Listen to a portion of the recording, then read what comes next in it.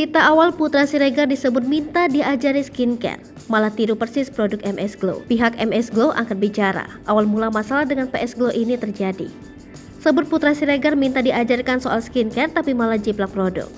Perseteruan PS Glow versus MS Glow masih terus memanas. Meski PS Glow milik Putra Siregar telah menang, namun kasus tak berhenti begitu saja.